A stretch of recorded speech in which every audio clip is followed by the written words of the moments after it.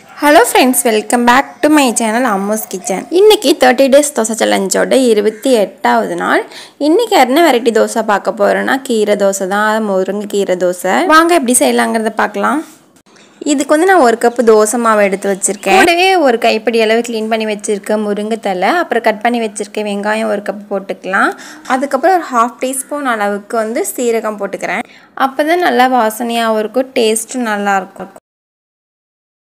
எல்லாம் போட்டு நல்லா மிக்ஸ் பண்ணதுக்கப்புறம் ஒரு தோசைக்கல் சூடு பண்ணி அதில் வந்து நம்ம எப்பயும் போல் தோசை ஊற்றி எடுத்துக்கலாம்.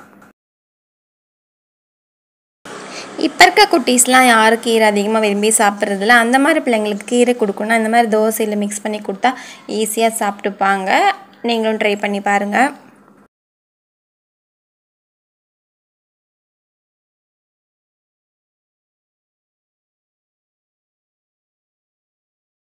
நாளைக்கு வேறு ஒரு வெரைட்டி தோசையோட உங்களை சந்திக்கிறேன். until bye bye.